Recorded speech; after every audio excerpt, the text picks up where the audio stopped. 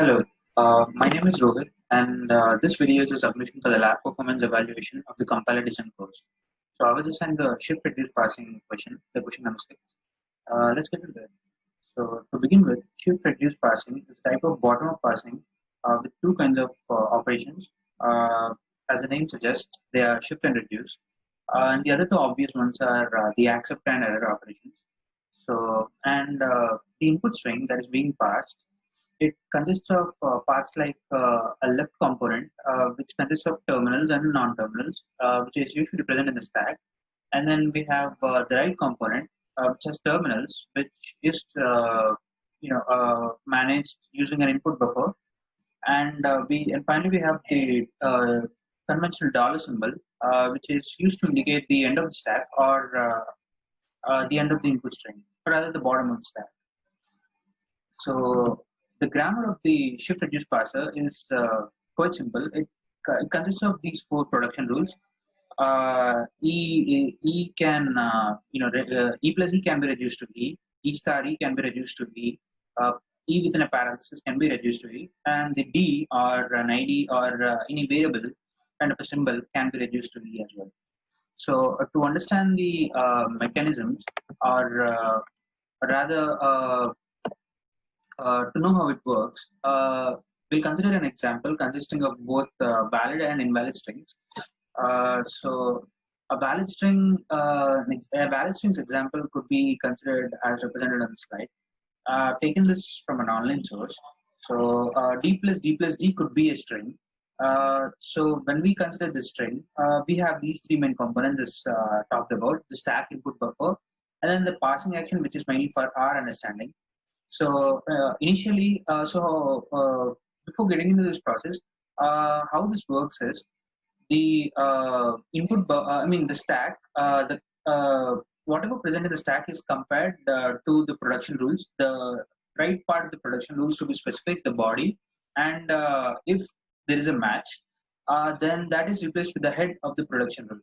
That is the left part.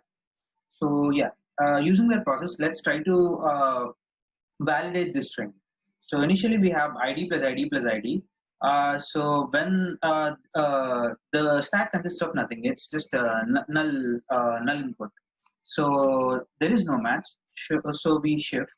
After shifting, we get an ID into the stack, and then the input buffer remains plus ID, and the dollar symbol.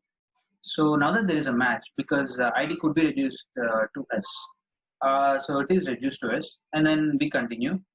Since there is no match, then since we need to move on, we go to the next term in the input buffer. We get S plus. There is no match, so another shift S plus ID, and then the ID in the stack, which is on top of the stack, could be reduced to S again. So we don't necessarily need to reduce everything from the stack. We could just reduce the terms which are present on top of the stack. So it becomes S plus S. And then we have another shift operation. We get S plus S plus, and then another shift. Then we get an ID on top of the stack. Now that there is a match, we can reduce this to S. Now we have an S plus S term as as present in the stack. We can reduce that to S, and then we have another time we reduce that to S again. So we have ended up at a state where we actually began. So we have started here and we have ended here. So that represents or indicates the acceptance of a string. Or you could say that when only dollar symbol is remaining, the string usually is accepted. Now let's see an example where the string gets rejected. So I've taken this as an own example. So I'm considering this string D plus D within a parenthesis and a D, and using the same rules as used in the earlier example. The string gets passed. So initially there is no match. D gets into the stack, and then now that there is a match, D gets reduced, and then another shift of the open parenthesis, and another shift. Now there is a match D, so it gets reduced to E, and then afterwards we get an E within a parenthesis. Now this E within a parenthesis could be further reduced to a normal E, and then we have E plus E, which could again be reduced to E, and then we have something else rather than the initial state where we started off. We have another term. So we are not ending up at a state where we have started. So this means this signs off an invalid string. So whenever we sorry, whenever we are not ending up at a state where we have started, or we are not just remaining with the dollar symbol, that indicates that it is an invalid string. So yeah, that's how basically the string shift reduce parsers work. So let me try to explain the code. Um, just a second. Uh, yeah. So this is a code written in C. Um, So yeah, the three main operations are the pop, push, and display. Since the stack is present, and we are initializing the stack with 100 characters, and even the input string.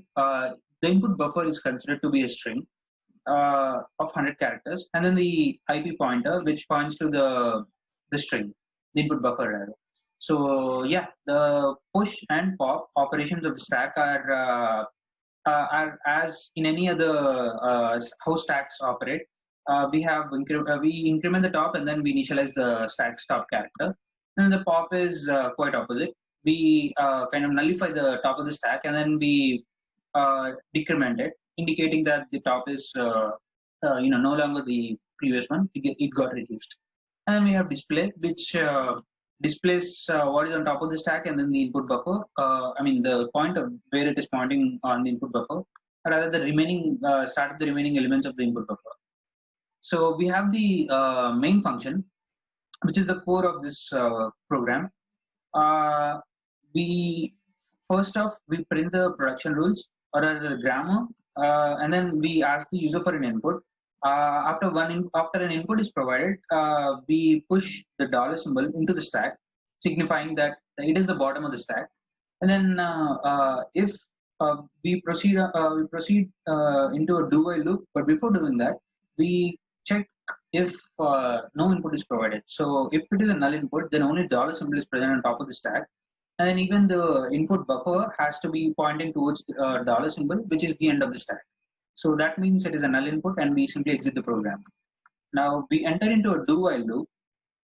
If the top of the stack is E, and then if the previous character of the stack is dollar, and then even the input buffer has only dollar, then it means that there is only one character in the stack, uh, which is E. So we print it, and that is a valid string indeed, because E is a valid string, as you know, because that is the state where we start out. So how this program works is, so the basic logic behind this program is, whenever we encounter a character that is a character or a term, and not a term, but then the RHS part of the production rule, we kind of reduce it or rather replace it to the left part of the production rule. So yeah, so the if conditions, every if and elif condition, they kind of signify the presence of the right part, and if they encounter a right part, they reduce it to the left part. So after this statement is checked, then we check if the top of the stack is dollar, and it means that it hasn't started off yet. So it shifts the input into the input onto the stack, and then we check if the top of the stack is D. If it is D, we pop it out because you can see from the fourth production rule, we can reduce it to E. So we reduced it to E, and if it is if the top of the stack is E and the previous character is plus, and then it is E, and then the input is signifying a star, which signifies, I mean, which indicates this rule, the second one. Uh, so it get, I mean, yeah, it is the first rule. Sorry, it gets reduced to simply E. We pop thrice, and then we push the E on top of the stack, and then we check for this condition, E star E. If that is the case, then we push E, we pop thrice and then we push E on double stack like we've done before. If it is an E within a parenthesis, then even then we do the same. We pop thrice and then we push E on top of the stack. So when we reach to this state, or when we encounter just the dollar symbol in the input buffer, and while there is something else in the stack, which indicates or implies an invalid state or an invalid string. So we print invalid and we simply break the loop. If there is another condition, or if the above conditions are not a match, then we simply display what is on top of the stack and the input buffer, and then we push the input, the remaining term on the input onto the stack, and then we simply increment the input buffer, the pointer. So that is a shift operation. So this is all performed in a do-while loop, and that's how this code works.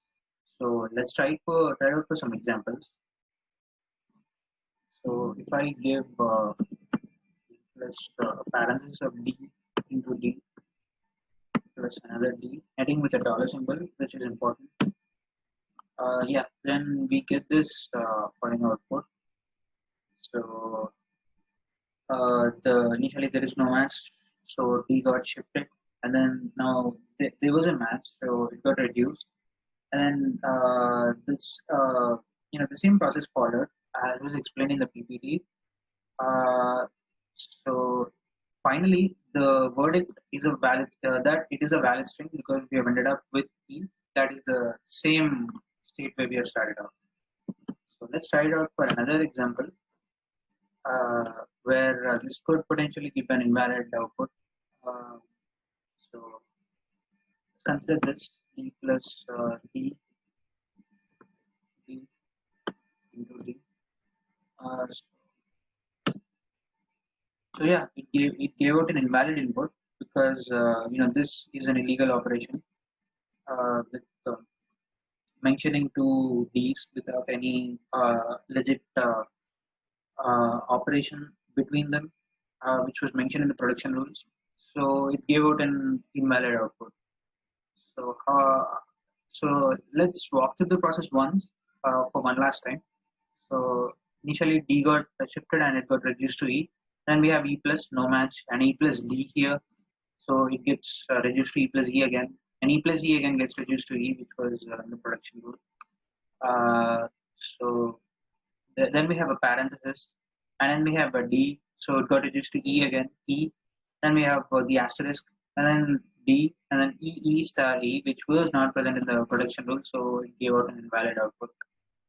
So yeah, that's basically how the shift reduce parsers work. And thank you. This brings us to the end of this video.